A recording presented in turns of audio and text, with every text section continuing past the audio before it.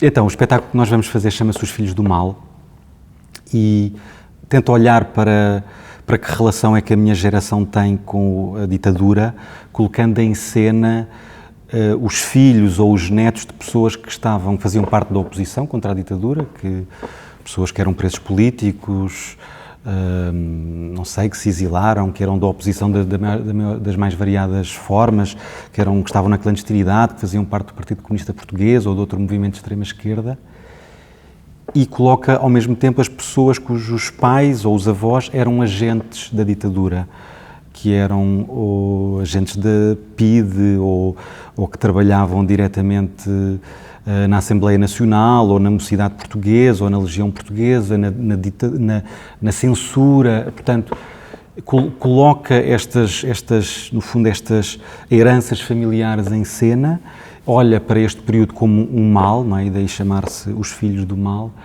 e tenta perceber como é que estas novas gerações, conseguem dialogar sobre esse legado que os pais ou os avós lhes deixaram. O nosso, das causas comuns, mas que é assim uma ideia, se quiseres, muito solitária minha, parte da minha preocupação um bocadinho com a memória também, porque eu comecei por me obcecar um bocadinho pela Virginia Woolf há uns anos. A primeira coisa que eu ensinei foi a partir das ondas, e depois fiz o Orlando mais tarde, e desta vez não queria voltar a queria voltar a ela, mas não queria voltar a nenhum romance dela. Queria pegar nos textos, nos ensaios dela, nos pensamentos dela, não necessariamente sobre os diários, mas ela escreveu imenso, portanto, num lado menos ficcional dela. E chama-se It Was Dark Inside the Wolf, que é uma frase que a Margaret Atwood diz numa masterclass dela sobre como é que poderia começar a história do Capuchinho Vermelho. Se calhar, em vez de dizer uma menina vai para uma floresta dar de comer à avó, começa com estava escuro dentro do lobo, e eu usei este Wolf para ser a Virginia Woolf, e tem supostamente um subtítulozinho chamado Primeira Memória. Este primeiro será um bocadinho sobre literatura e sobre o poder dos livros, e sobre a nossa relação com os autores também, eu acho. E depois a segunda será sobre fotografia, isto depois também muito relacionado com a minha família ou com histórias que eu consigo cruzar com o que vou escolhendo.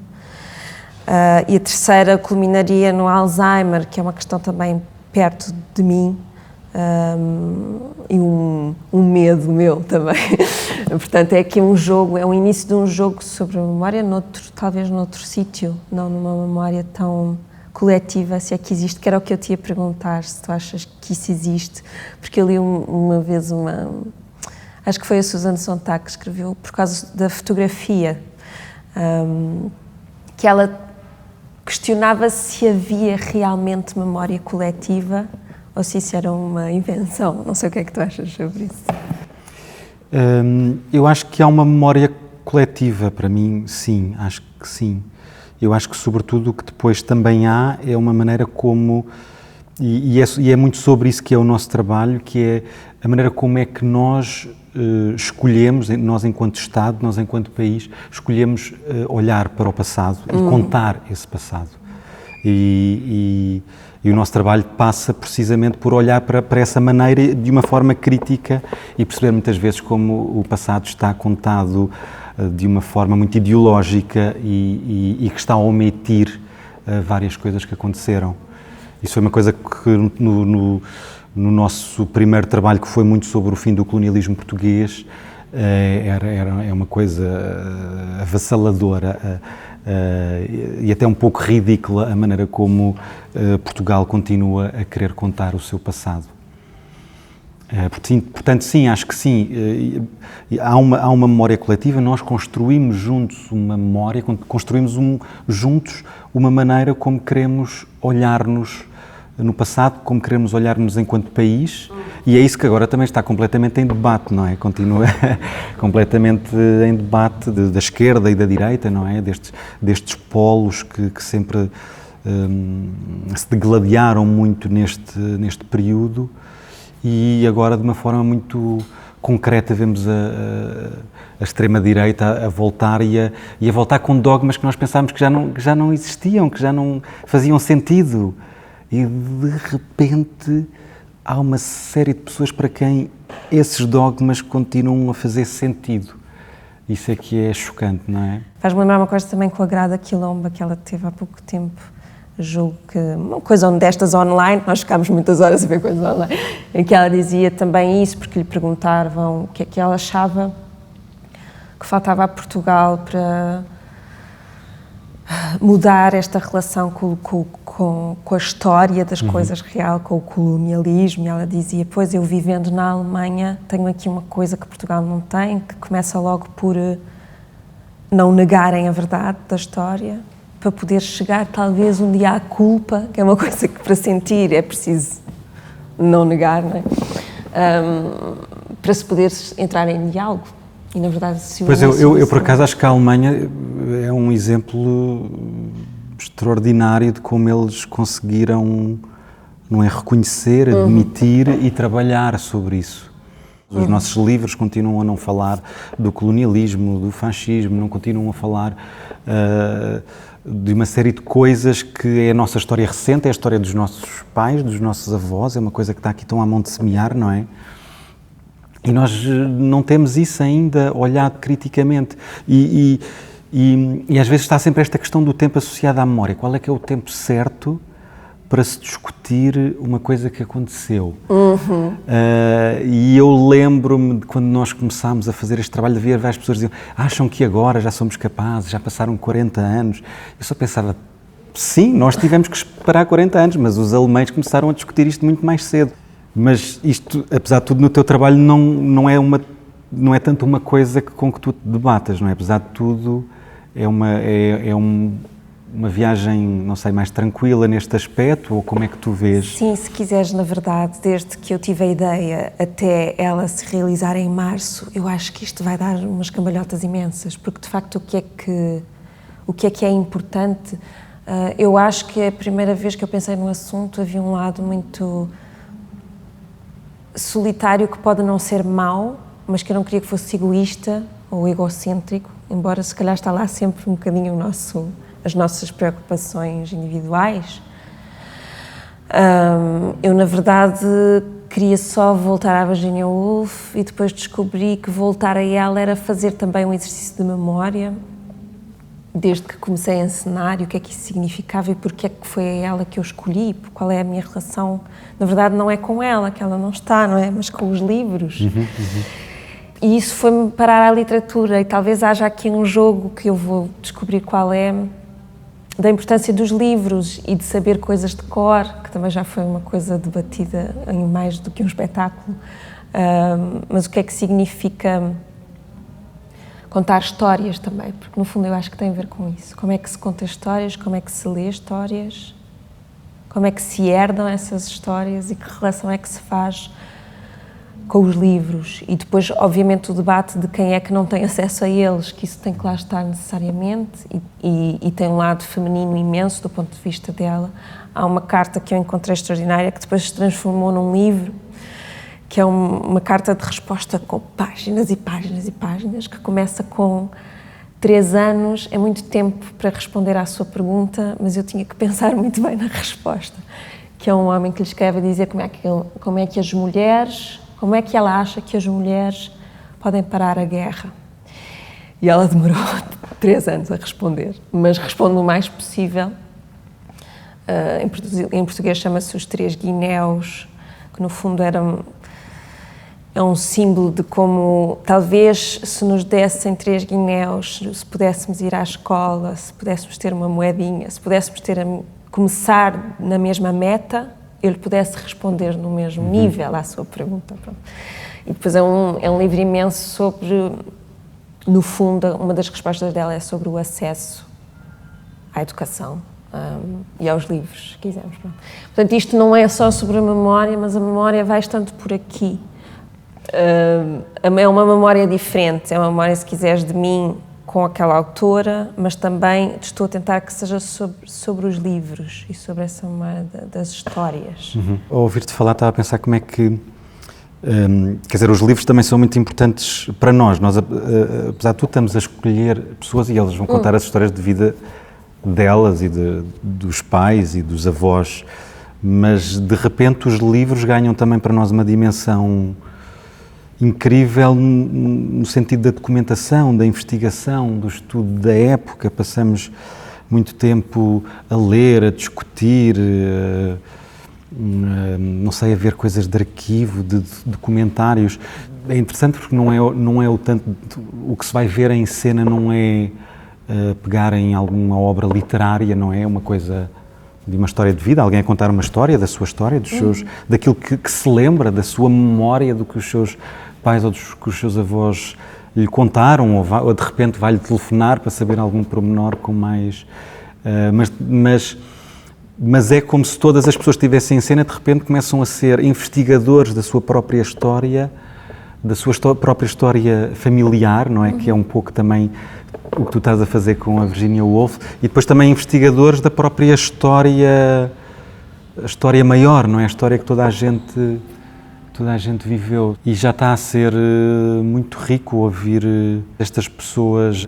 Não nos apercebemos como isto de facto é muito complexo, há muitas formas de viver, de estar, de olhar, de ter estado presente, e ainda hoje continua a haver muitas formas de ainda olhar para isso, desde as pessoas que continuam nostálgicas, das pessoas que continuam revoltadas, zangadas, apaziguadas.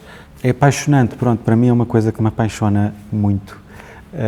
Como tu, quando vais ver a casa da Virginia Woolf, eu quando vejo estas pessoas a contar-me as suas histórias e a empenharem-se, a quererem descobrir coisas que nunca souberam, de repente eles são coautores do espetáculo, somos todos coautores, estamos todos a criar e a fazer uma viagem, de alguma maneira, de investigação, de detetives, da história e dos arquivos familiares.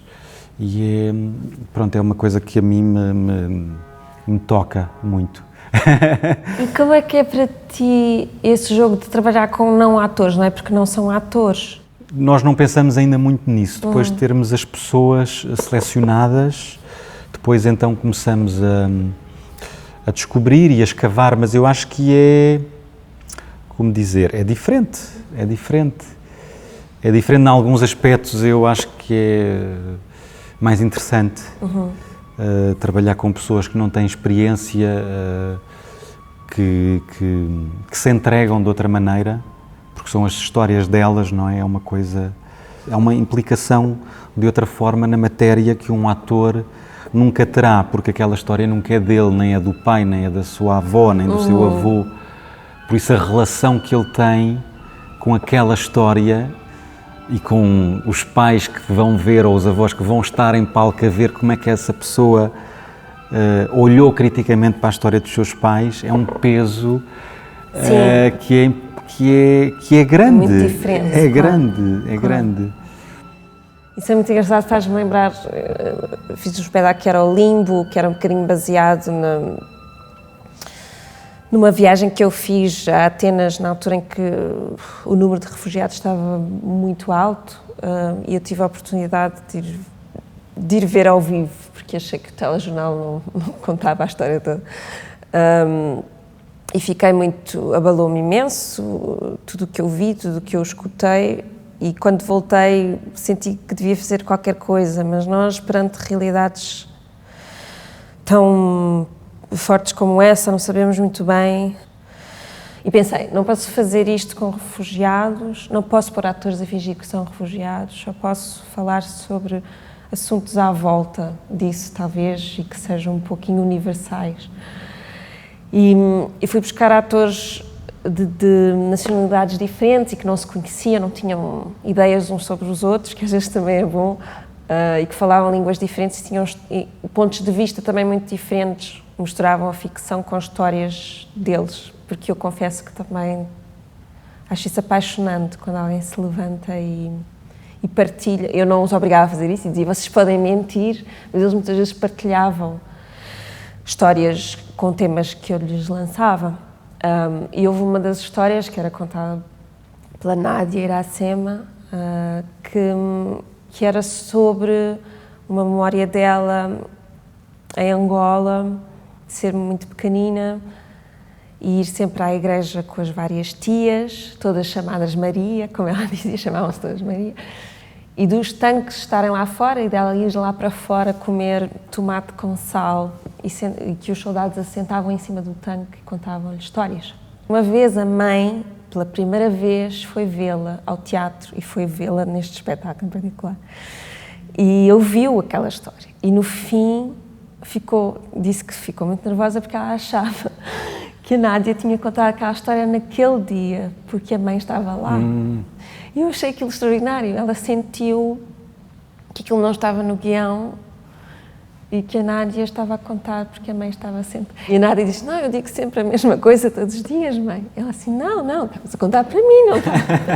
Eu achei aquilo tão bonito. Eu só tenho medo, às vezes, que essas pessoas não se saibam defender do que às vezes pode acontecer em cena, não é? Pode ser muito frágil chegar ali a um sítio tão íntimo. Pois, claro, eu acho que é importante estar sempre consciente das implicações éticas que depois estes trabalhos têm, não é? Porque nós,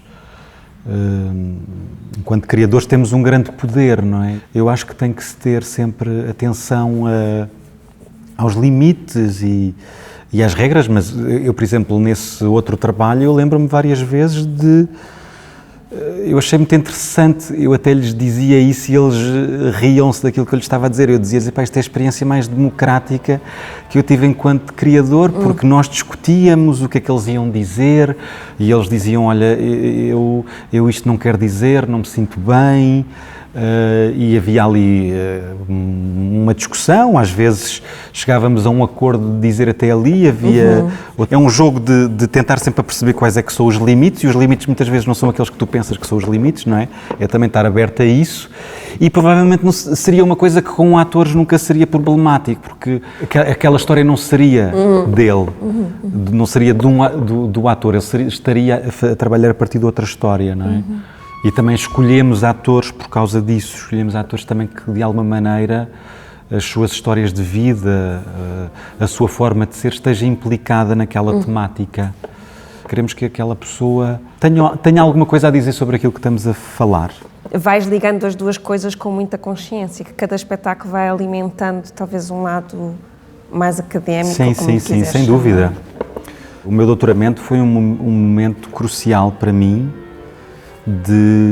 para já de ir tão fundo numa pesquisa. Eu nunca fui tão fundo numa matéria, e esse trabalho do fim do colonialismo português, que faz parte desse doutoramento, foi uma coisa que informou a minha prática e que eu quero continuar. Eu agora não tenho conseguido ter tempo, mas quero seguir para um pós-doc, quero continuar com este diálogo entre a investigação académica, e eu acho muito interessante também os próprios processos de investigação académica, e eles são também muito parecidos, têm muitos pontos de contacto com os meios de investigação artística, e isso interessa-me muito, como é que estas duas áreas podem dialogar e se podem, no fundo, informar umas às outras. É uma coisa que me interessa bastante.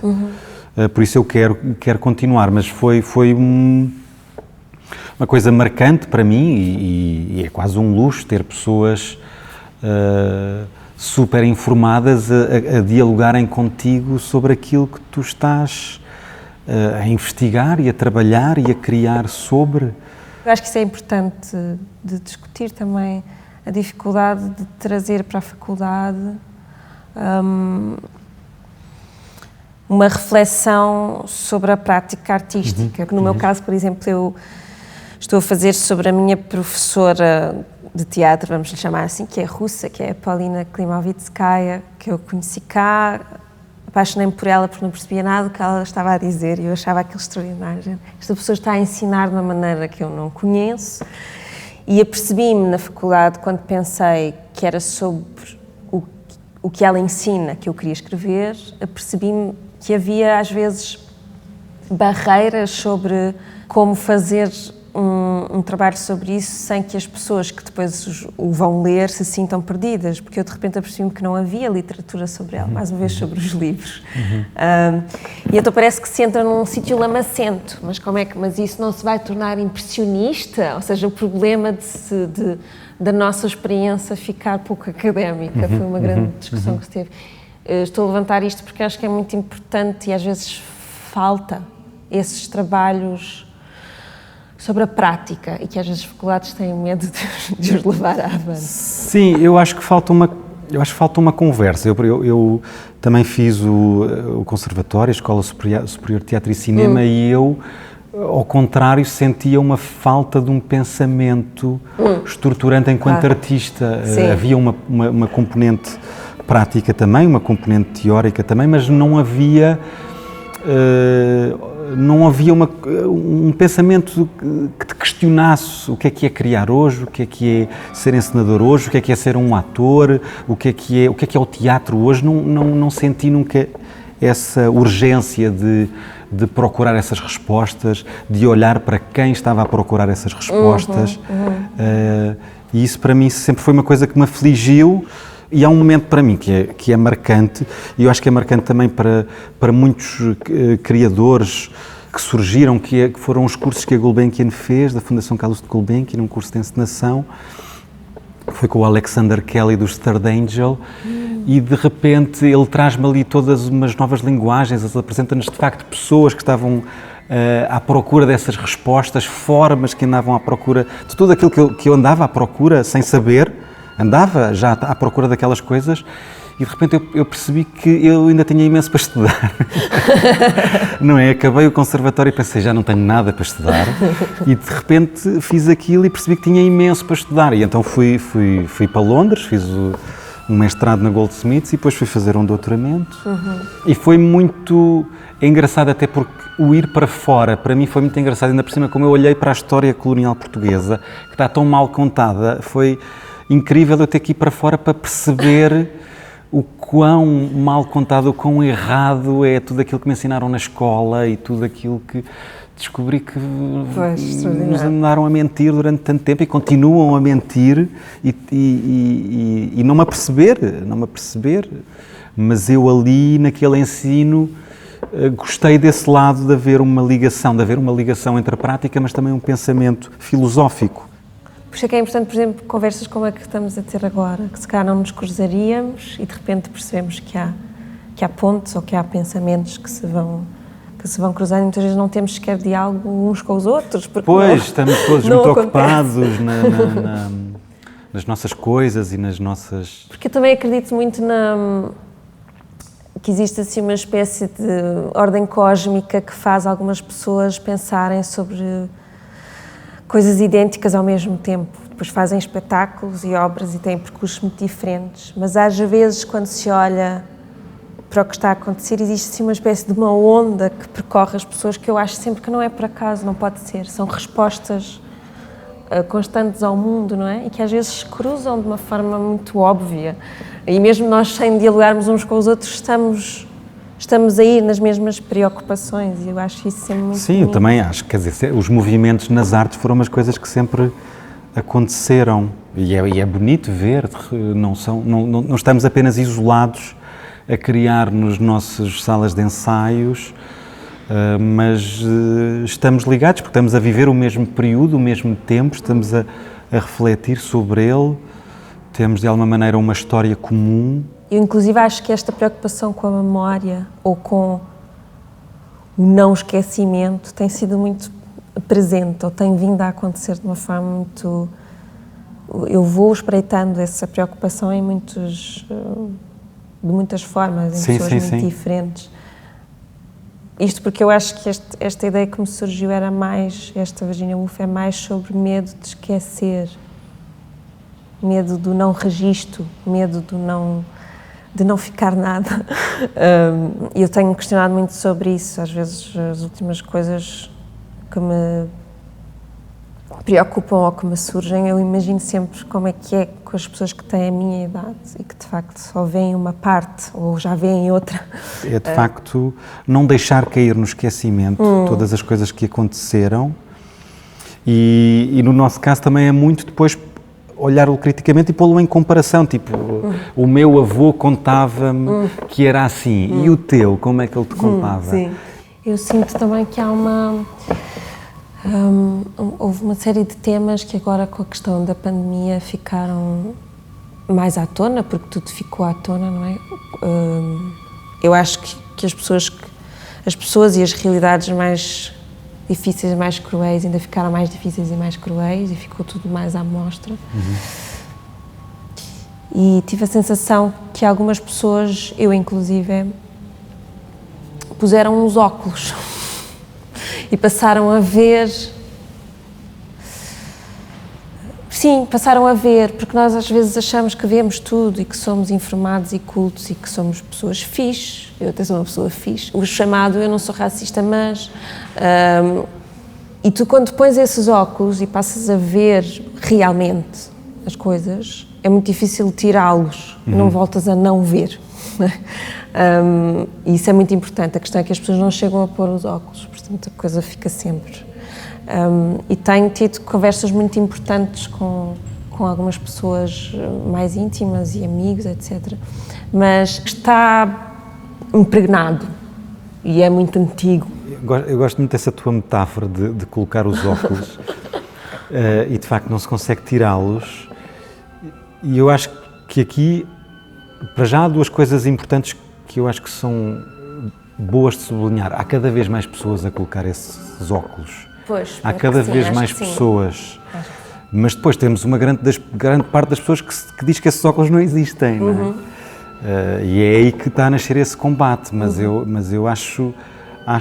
acredito mesmo que estas ideias progressivas e de uma sociedade mais justa e mais igual para todos está a acontecer. Eu gosto de pensar que eu acho que fez o percurso de atriz para encenadora, porque há temas que queremos ser nós a pôr em cena e que às vezes não vêm ter connosco, não é? Ficamos preocupados com querer ter um certo diálogo, querer pôr determinadas coisas em cena que se calhar se ficarmos à espera que nos convidem para termos essas palavras, não temos essas palavras para dizer. Agora eu acho que existem peças extraordinárias e podemos fazer delas imensas coisas, mas também não é por acaso todo esse caminho até ao teatro documental ou até à autorreferencialidade, não é? Como é que nós agora falamos sobre os assuntos que queremos falar e os tornamos mais pessoais, mais íntimos também.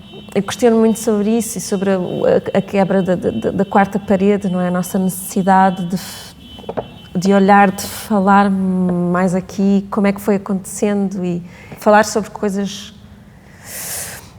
que se calhar não vemos falar, queremos falar mais sobre elas. Sim, eu acho que senti um bocado sempre isso que tu estás a dizer, logo desde muito cedo. Eu nunca pensei em mim apenas como ator, sempre quis estar em palco e gosto de estar em palco e gosto de ser ator para outros, mas aquilo que me movia era vir a fazer criação. Era isso que desde o início me movia.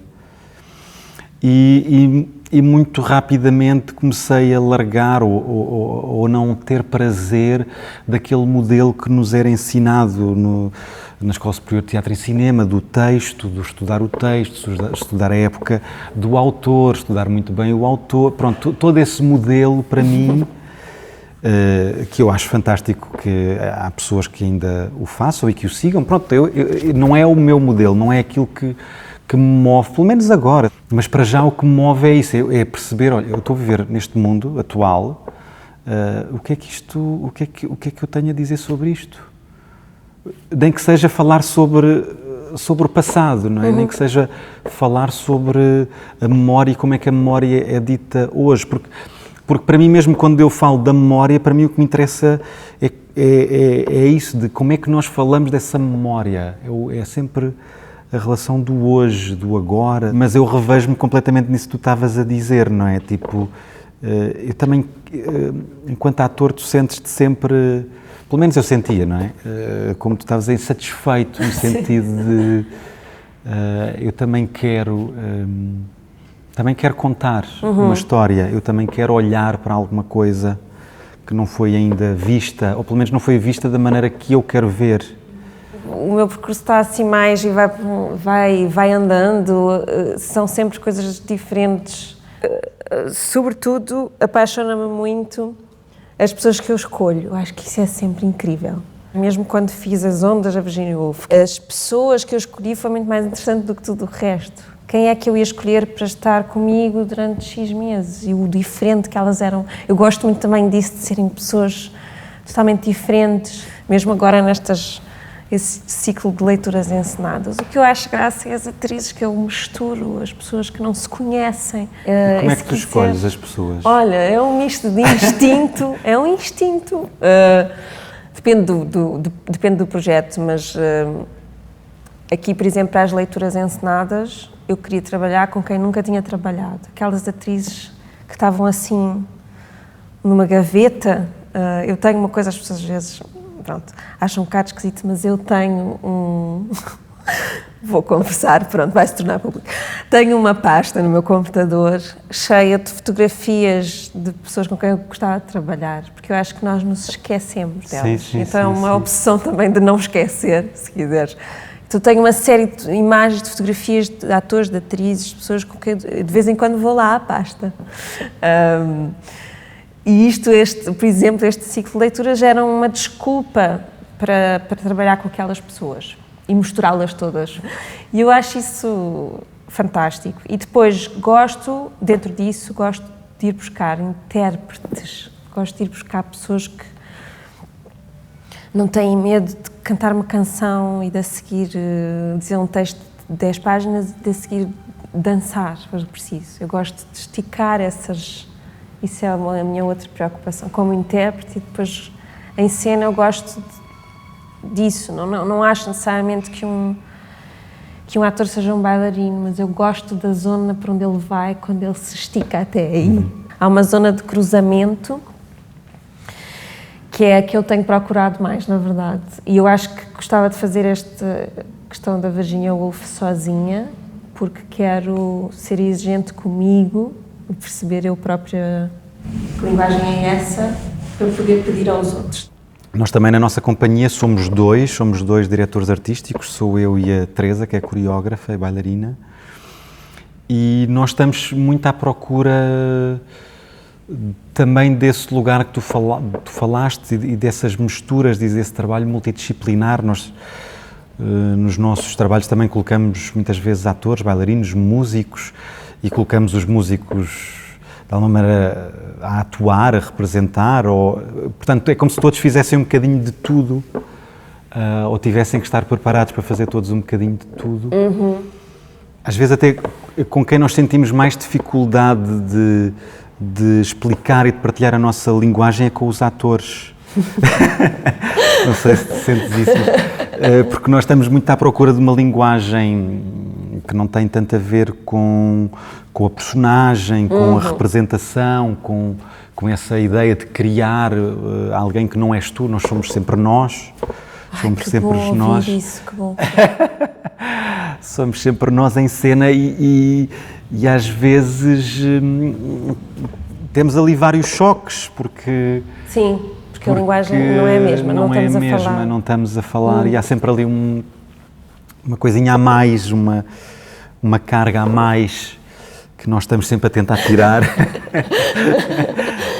Sabes que no meio do limbo, quando nós estávamos mais perdidos, a certa altura eles fizeram uma espécie de reunião de emergência e pediram para falar comigo. Eu fiquei... E sentaram-me numa sala e disseram: nós queríamos saber se vamos ter personagens. E eu... não. Eu não sei se vos sei ajudar a responder essa pergunta. Eu percebo que isso às vezes seja uma necessidade, mas não. Não, nós chegámos até a um sítio que foram vocês que criaram comigo. Uma das coisas que eu adoro na minha tal professora Paulina, que é: vamos lá destruir essa ideia da personagem. Ou seja, somos sempre nós, como tu acabaste de dizer. E isso que às vezes é muito óbvio para algumas pessoas, para outras é uma imensa discussão. E o que é que isso significa? Porque apesar de tudo, estás em cena. E isso é verdade, não estás em casa, estás em cena. Claro. Há aqui Isto para dizer que ao escrever, lá está, ao eu obrigar-me a escrever sobre o que ela me ensina, ou o que eu percebi, que isso é uma das coisas, o que eu percebi do que ela ensina, porque eu não estou a escrever por ela, eu ponho muito em causa porque é que eu faço o que eu faço. Ou seja, eu acho que ela me tranquiliza porque ela fala sobre estar em cena como um ato, tem um certo ato de coragem, não é? Tem uma certa coragem, mas tem um ato muito sobre humanidade, que às vezes também não falamos muito sobre isso. Eu lembro-me sempre de uma coisa que o Castellucci disse, que é, eu prefiro a imagem do público receber um espelho negro do que um espelho-espelho. Um espelho negro para onde cai lá para dentro, do que estarmos sempre à procura de iguais a nós e, eu percebo perfeitamente. E eu também gosto mais da zona do eu nunca tinha pensado assim, ou eu não percebo o que é que ele está a dizer, ou a falar, ou a fazer. Que sítios é que são universais e que sítios é que são de uma coisa que eu nunca ouvi e de uma coisa que eu não domino. E às vezes, isto estou a tentar fazer aquilo, às vezes este ato de representar uma ideia que temos de como é que aquilo se faz, ou dos clichês, ou da personagem, afasta-nos de sermos mais complexos e, portanto, mais interessantes e menos óbvios. Isso é o teatro que eu acredito. Eu acho que tu aí tocaste num ponto que eu acho muito interessante, que é essa questão da humanidade, não é? De alguém estar ali com a sua fragilidade, com a sua humanidade, a contar uma história, a sua história, de contar alguma coisa que o tocou, que o influenciou, que mexeu com ele enquanto pessoa, enquanto ser humano. Por isso é que se calhar nós estamos a ir tão contra essa quarta parede ou essa ideia de personagem, porque de repente é uma desumanização dessa pessoa, essa pessoa deixa de ser uma pessoa humana e passa a ser um veículo de uma ideia, um veículo, uma ferramenta de uma ideia construída por um autor e que depois é interpretada, não é? Mas o estar ali alguém a dizer alguma coisa ou fazer alguma coisa, a chorar, a suar, a dançar, a cantar, a falar, eu acho que é um ato político extraordinário. Eu acho que é uma coisa, não sei, a mim arrepia-me, a mim mexe comigo só pensar que está ali alguém real, que é o contrário de alguém ir para casa escrever, depois eu compro o livro e depois eu leio o livro. É um processo muito mais mediado, não é? É a crueza do teatro, da performance, da dança, da música ao vivo, desta coisa de ser uma coisa crua, real. Parece ainda muito um ato de resistência, não é? Ou seja, de repente, sobretudo os tempos que nós estamos a passar e que talvez tenha deixado claro para algumas pessoas que não somos ricos, não vivemos do ar, não fazemos só porque, que é uma profissão precária, instável, etc., mas que eu, por exemplo, estive agora a fazer um espetáculo no Porto e estava esgotado todos os dias, mesmo com as pessoas com máscaras. Portanto, o que é que faz as pessoas continuarem a querer ir, não é?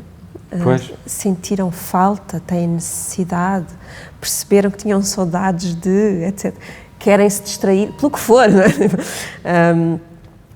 Porque eu às vezes questiono muito seriamente se o que eu faço é suficiente ou que diferença faz, porque se é útil ou não é uma pergunta parva.